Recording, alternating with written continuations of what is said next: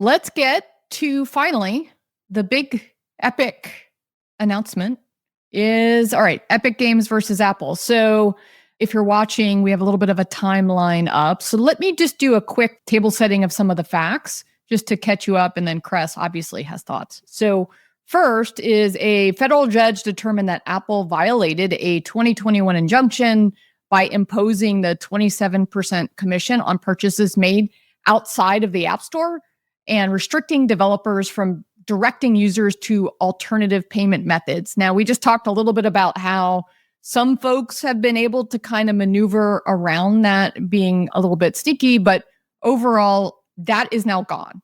The judge labeled Apple's actions as a willful violation and referred the case to federal prosecutors for potential criminal contempt charges.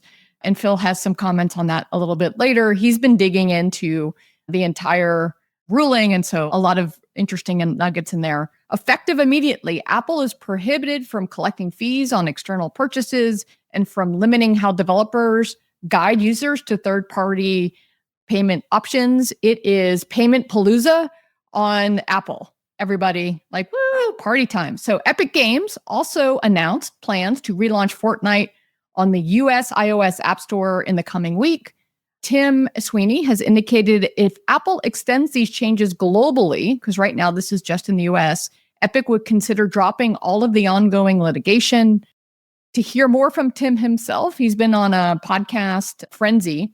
So on May 6th, he was on the Channels podcast with Peter Kafka, and then also on a Lex Friedman podcast, like super deep dive there.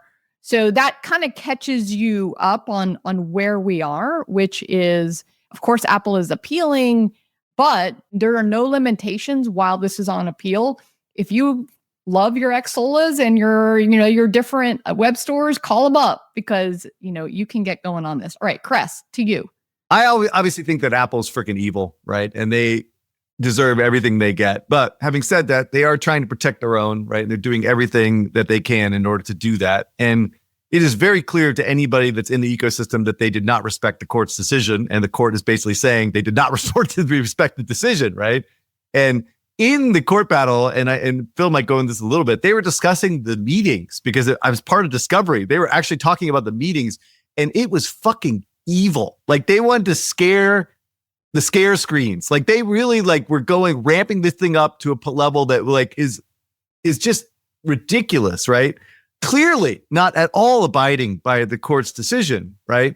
And then charging the 27% commission was absolutely ridiculous. Like we all know this, right? We all know that they are dirty birdies and they're just trying to protect their own, right? And this discrepancy with this communication is actually, again, lead to Alex Roman, the VP of Finance, lying under oath, right? This may be actually a criminal court violation. So what will actually ultimately happen is that this is going to allow developers to offer external payments, right? And it looks like the cat's out of the bag. It's going to happen no matter what. But I actually really agree with what this Andrew Green guy, who's a good friend of mine, who put this out on LinkedIn. And I kind of took his stuff and edited it a little bit. But ultimately, I don't think this is the real boon that people think it's going to be. And back to what we were talking about before in terms of distribution being, the biggest challenge in this industry, or more of the games and the big companies, is that this is actually a benefit for the big, not necessarily a benefit for the small. This is not going to open up the market to brand new innovations and new genres. And it's just not, right? Because ultimately, any money that's saved is going to get blown right back into fucking UA, right?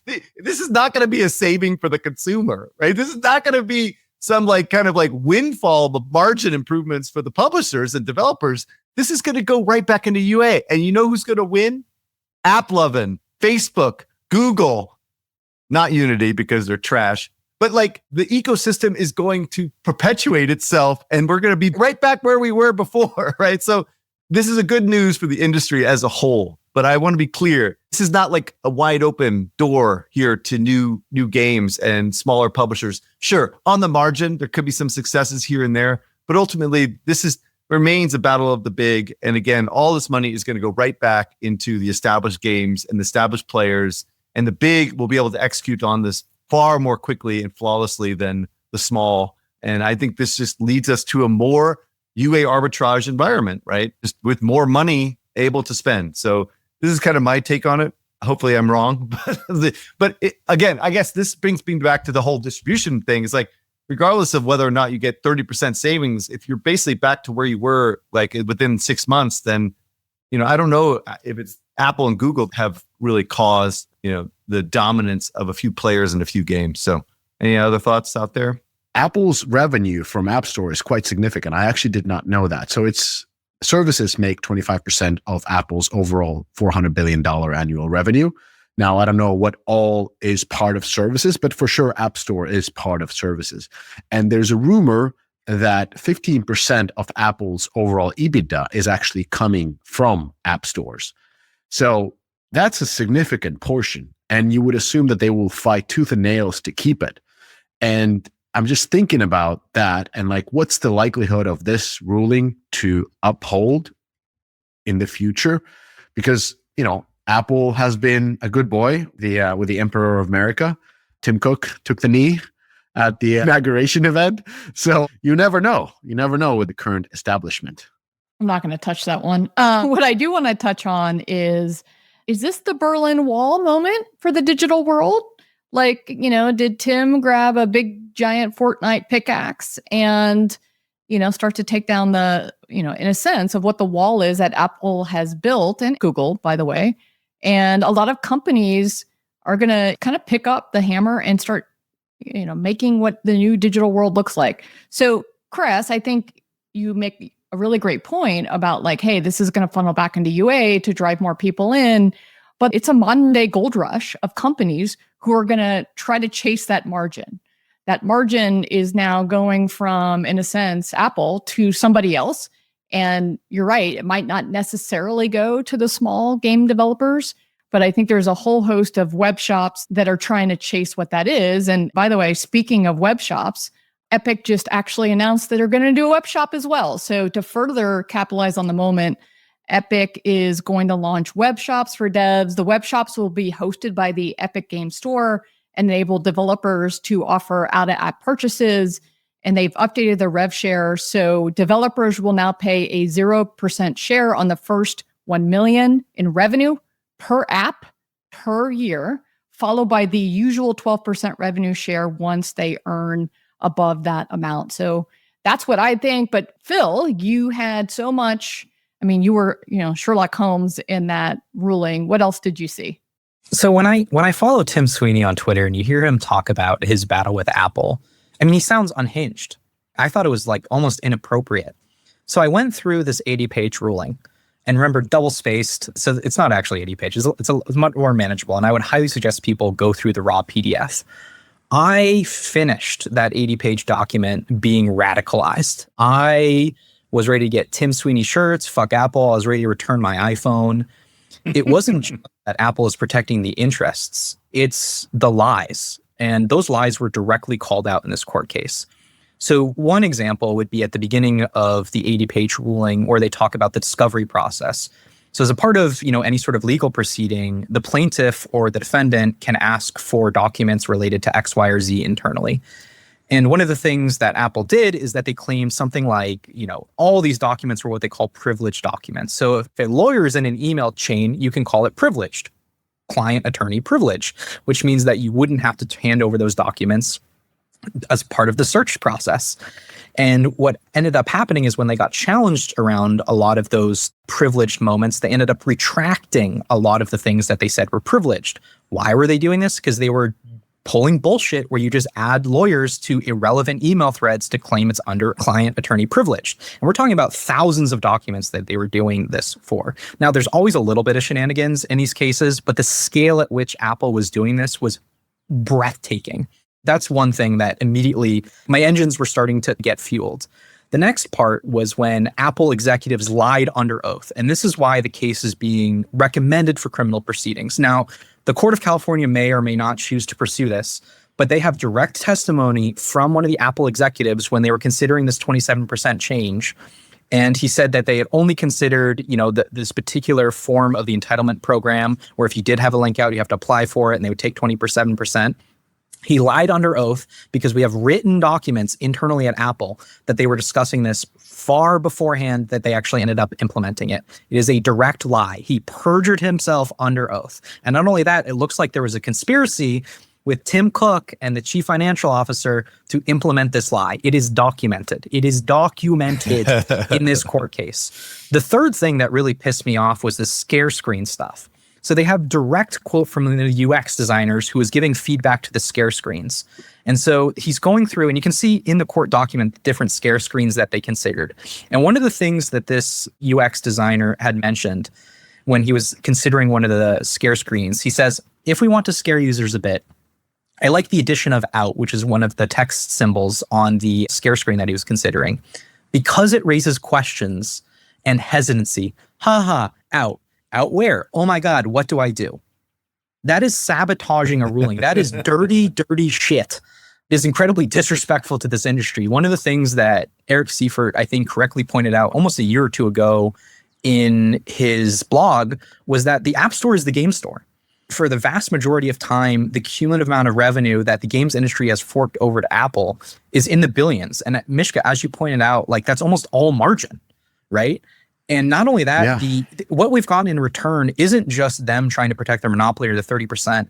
It's the disrespect, right? And this is why I really hate Niantic and I hate Roblox. It's the disrespect to the medium of games. And this is what it always bothered me about Apple too, is it felt like they were being disrespectful to what we do, despite the fact that we're the ones giving them all this margin. And so there's some other tidbits that I thought was really interesting if you go through the court documents. If you're ever interested in what Apple pays their lawyers, it turns out it was about 80 million for this case, which to me actually seems like a low number. Considering what was at stake here, I mean, I would have instantly tripled that if I was Tim Cook. I mean, you're kidding me? Like you're fighting for like one of your biggest, EBITDA growth margins here. Yeah. Well, Phil, like sadly, they did triple that. Well, they're doubling it because Epic spent 100 million on Project Liberty, which was the code name, and now Apple has to pay those fees. Yep. Love to see it. Okay, so the real question that people are asking me anyway is what's going to happen from here? What's likely to happen from here? It looks like Apple's kind of fucked, like overall, like just generally speaking, clearly. But what some people think is that they'll reduce it to 15% and see if they can move forward with that and see if that eliminates the need for the majority of people to move off of the App Store. Like that's definitely possible, right? 15 to 20%, like, then switching costs get a little bit more questionable. That's possible, right?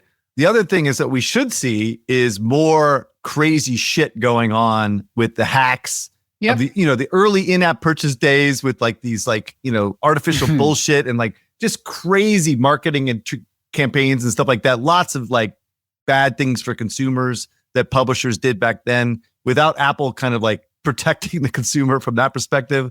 That could get bad, but it could lead, and this is the argument that Exola is trying to make and others, is that it could lead, because you have more flexibility in terms of promotion and doing dirty tricks and stuff like that, it actually could lead to better monetization overall, because the tactics you couldn't do on Apple, you could now do outside of the Apple ecosystem. That's definitely possible. I mean, certainly we talked about it, like Exola, Stash, App Charge, all these guys are going to be, the hot chick at the bar. Sorry for the expression, but that's exactly what it is. Everyone's going to want to partner with them and make sure that they have the opportunity to do so, and to optimize as much as possible around off-store payments.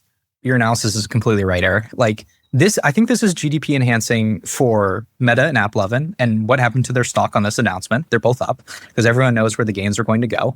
UA is going to get bid up again, right? Because now a lot of that LTV number is more internalized. We're basically just shifting the GDP share of gaming away from Apple towards us and towards advertisers. And Eric Seifert had tried to be making all these arguments around personalization, that there's functional things that you get in the web store that you weren't allowed to do in the App Store. And a lot of those barriers came down. So for instance, there was limits on how many SKUs you could have in the App Store. They expanded that last year to like something like 10,000. It's a ton of SKUs. There was limits on what the max price could be. They increased that. So a lot of those benefits that we had in terms of like increasing monetization rather than just the web share, like being able to use new tactics, I don't really see materialized. I'd love to hear from, our App Charge partners, Exola or Stash, on like what they think are like the unique ways that you can increase monetization rather than just getting the 30%. You're spot on this one. There's no changes in innovation here. This is just us getting GDP back. Yeah. And the other big thing, though, this has got to come to Europe, right? If it happens in the US, like Europe will follow because they usually lead the charge, right? So Yeah. it's very likely that Europe will follow really quickly, UK and then EU and other bodies out there. But we talked about this before, which is consumers are dumb and we have to figure out a way to be as frictionless as possible with all of these new systems. And I think in your emergency podcast, if you can just so elegantly and easily make sure that a consumer who, a 60-year-old grandma who's spending, the $9.99 on a Royal Match, battle pass gets in there and makes that purchase without even realizing that she has skipped over Apple's payment system with just I double click and it scans my face and I'm in. Not every single piece of this margin is going to a web shop. So I want to make sure people understand that, especially for games where, consumers are a little bit less tech knowledgeable. They aren't trusting of linking out or all of those different things, or they just don't care and they just want it to be easy. So, Chris, what do you think about that element of things?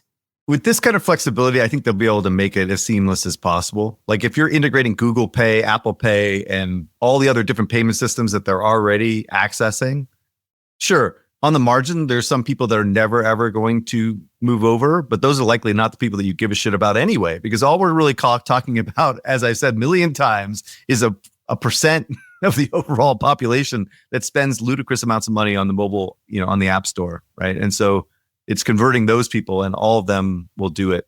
The other thing, again, that obviously the third-party services keep talking about is that now they actually can do differentiated pricing. They can actually do promos that are much more aggressive in terms of bringing people over to do it, right? Before, they were severely limited by Apple by providing, from my understanding, the same type of offers on store and in-app, right?